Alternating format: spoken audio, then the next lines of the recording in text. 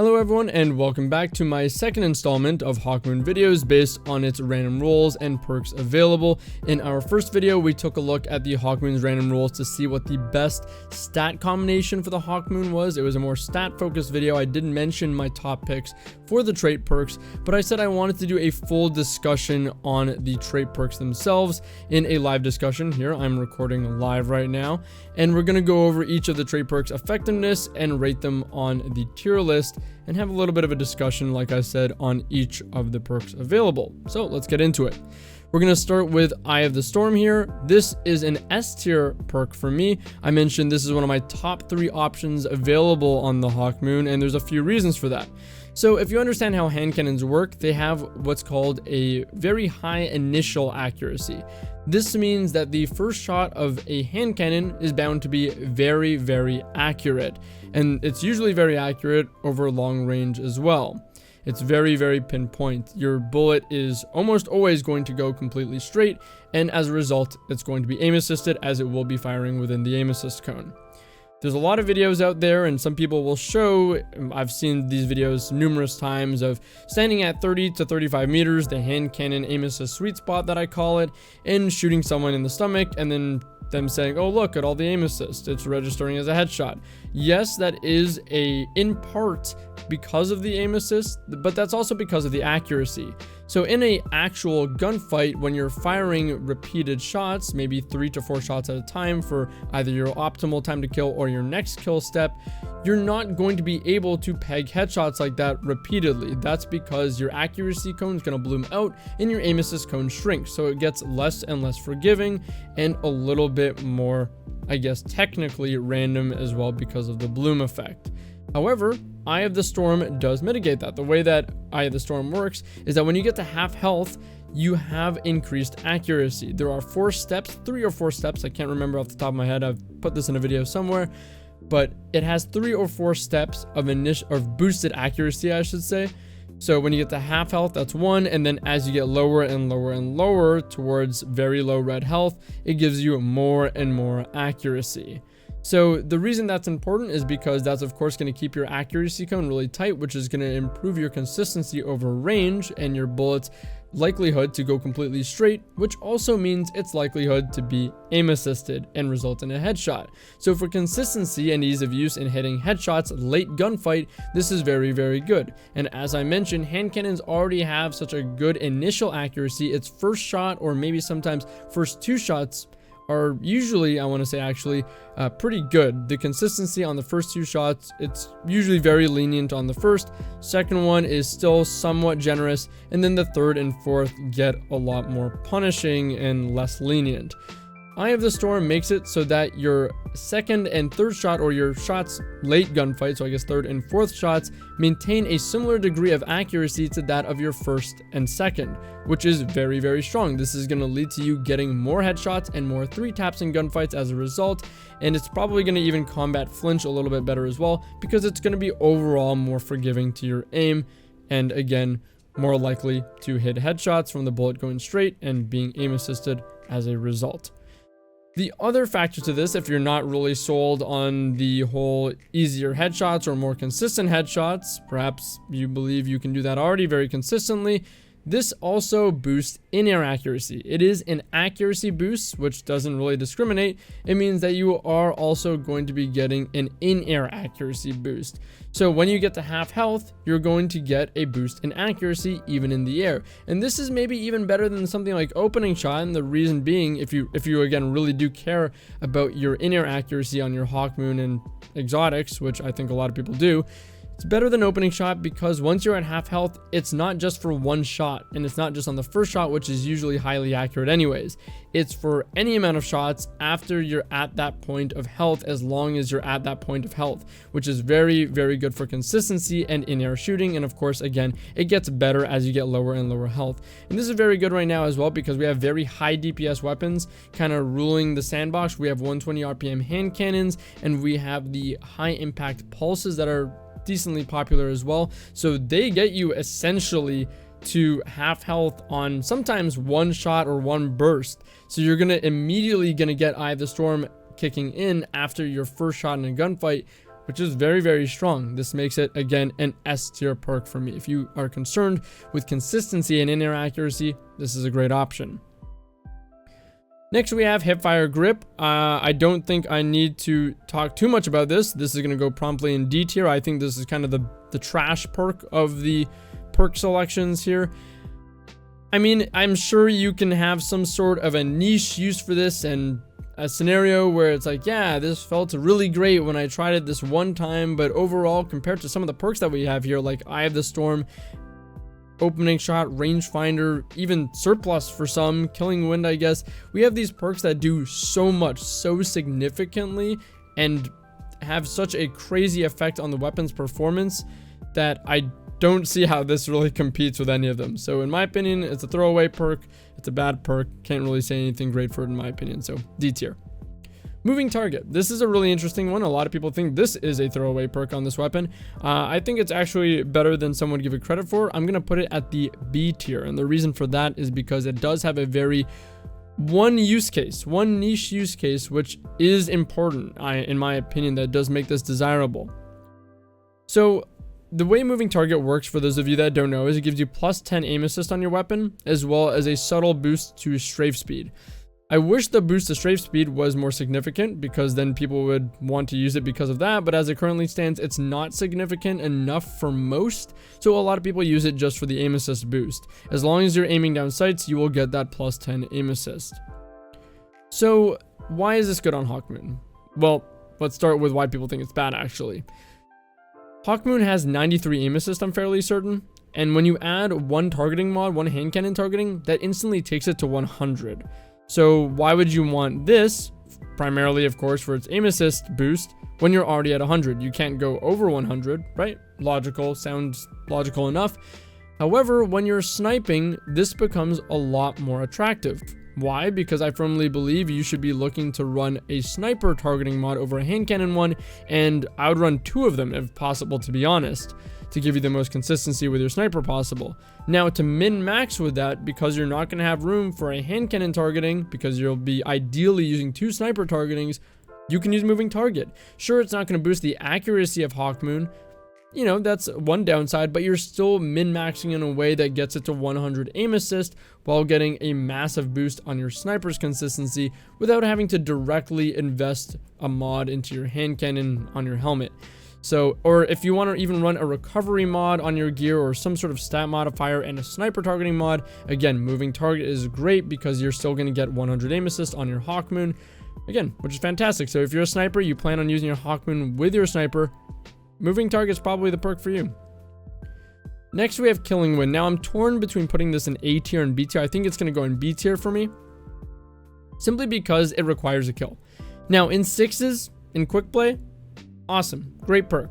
But when push comes to shove in a scenario that most likely matters and is more critical and, you know, in 3s essentially, in trials when you're playing to win, more organized, you're not going to get that many kills. You're not going to get that many opportunities to really utilize Killing Wind compared to a lot of these other perks, which simply have really impactful neutral benefits without having to get a kill. Killing Wind is good, and it actually has some pretty cool synergy with Hawkmoon inherently. Of course, Killing Wind does boost your range and handling as well as straight speed after getting a kill. And it has a really cool synergy with Hawkmoon and its masterwork. So when you get the paracausal rounds, it gives you additional range.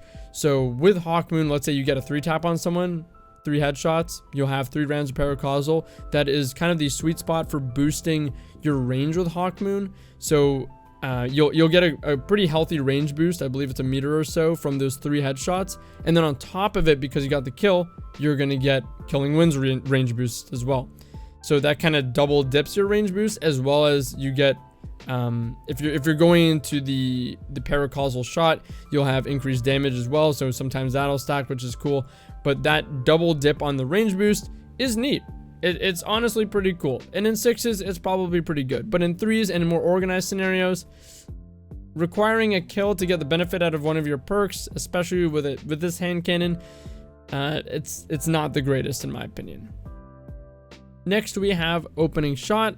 This is also going to go at the S tier. It's really hard to tell which one is better. Eye of the Storm, Opening Shot. Opening Shot's benefits is that it essentially applies a rangefinder-like effect, so like a strong boost to your range on your first bullet, but it also gives you increased accuracy on that first bullet as well, which is why a lot of people value this perk. Of course, for the same reasons as Eye of the Storm, when you have increased accuracy, it means increased in-air accuracy, and a lot of people value it because of that. The counter argument to this, and in favor of Eye of the Storm, is again, your initial accuracy is already so high on a hand cannon, you don't really need to boost it. You want to worry about the later shots in the gunfight, the shots that come afterwards. But with Opening Shot, again, it gives you the range boost as well as that. So it really goes back and forth. I really think you can debate both of these. There's also the fact that Opening Shot will be active more times than not with your paracausal shot. So if you got like a ×6, you're probably going to land it as a headshot very easily because of Opening Shot. That's another factor, and you're going to get more range on it because of it. So again, I think both of these, they are very good, and they come down to preference, and they're very good for similar reasons, and they have some minute differences as well. So both S tier options. Quickdraw.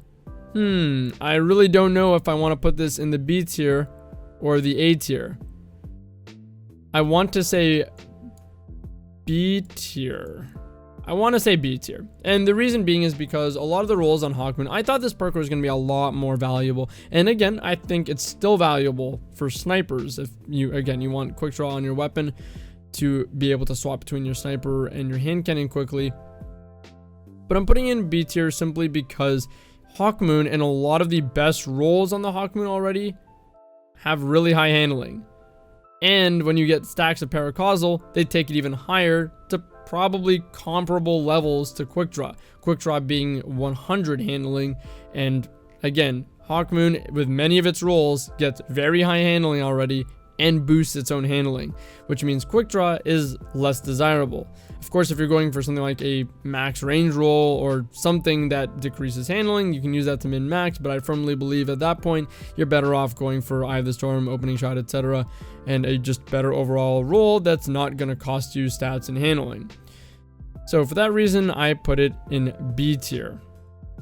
Rangefinder. This is going to be our third S tier option. I don't think this needs much explaining other than it's going to give you a solid boost to range around 10% on all of your shots. And this is especially important right now more than ever, especially for players that want to pair the Hawkmoon with a shotgun, because 140s are kind of lacking in the range department compared to 120s. 120s are the kings of range on hand cannons right now, and they're very, very popular. So if you're trying to compete as best as possible, Rangefinder is going to allow you to do that. This could be an upside or a downside for some, but Rangefinder also does increase your zoom by 10%. Some people, it bothers them a lot. It used to bother me a lot. Now it doesn't. For some people, it doesn't bother them. It comes down to personal preference, really. I do see, I want to say more players than not treat it as a downside, but are willing to tolerate it because of that flat range buff that it gives. So overall, again, still an S tier option. In terms of comparing to the others, I don't know. I think it really does come down to preference. Rangefinder is very different than these other accuracy boosting perks. You're not getting that in-air accuracy boost, but again, you're getting more versatilities and more ability to combat the 120s. Snapshot is going to be a C tier perk. I don't think this perk is bad by any means. It's just not great. It's not as significant as the other perks on our list here that are giving much greater neutral benefit, but it's certainly not bad. It's always welcome. It's just not what you really want to be aiming for because, again, it's not significant enough. Surplus. Surplus is an interesting perk. I see a lot of people talking about it a lot. I think this is a love it or hate it perk, and I'm going to put it at the A tier. I think this is love it or hate it because it's constantly changing the feel of your weapon. So it does make it feel better, but for me, when I'm using a hand cannon, especially a hand cannon, I want it to feel consistent all the time. I want to develop a muscle memory. I want to know the weapon. I want to feel like it's just like an extension of, like, I don't know, my aim, my thumb. I don't know. You know what I mean? You want to feel like you're not even thinking about how to shoot your weapon. It's just muscle memory. You just know it like an extension of your ability to aim.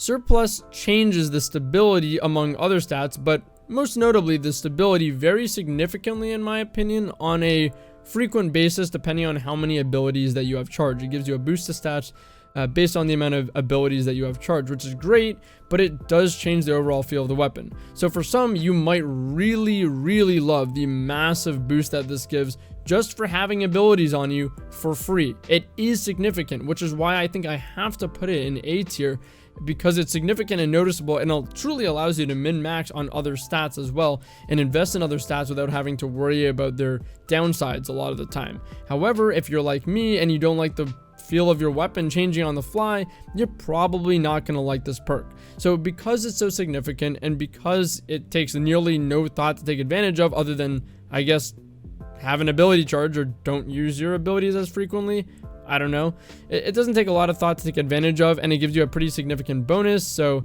I think that's deserving of A tier. But again, because it's not accuracy related or pushing out Hawkmoon's real capability like range, and allowing it to combat the meta a little bit more, it's going to be an A tier, not an S tier for me, and all the reasons that I mentioned about changing the feel of the weapon. So here we have it. Would I make any changes to this list looking at it now? I'm tempted to put Killing Wind in A tier. Yeah, you know what? I'm going to put Killing Wind in A tier, actually. I think, judging by surplus for the same reasons, again, of course it takes a kill, but I still do think that this perk has that cool synergy with Paracausal, the Hawkmoon Masterwork, the Paracausal stacks for range. So because of that synergy, I will put it at A tier, somewhere between A and B at least. But yeah, this is a pretty healthy, I think, tier list we have. We have our S tiers, Eye of the Storm, Opening Shot, Rangefinder, so range and accuracy boost essentially. And again, they affect inner accuracy. A tier is other stat boosts like Surplus, Killing Wind. B tier is Moving Target, Quickdraw, so less significant, more niche scenario stat boosts. Still good, but niche, very specific. C is Snapshot, so again, Snapshot is welcome, but not significant in any case, and doesn't really have a particular scenario where it's fantastic. And then D tier is Hipfire Grip, which I can't really come up with a reason to be used. Anyways, that's my Hawkmoon perk tier list. Happy hunting on your god roll, and I'll see you guys later. Take care.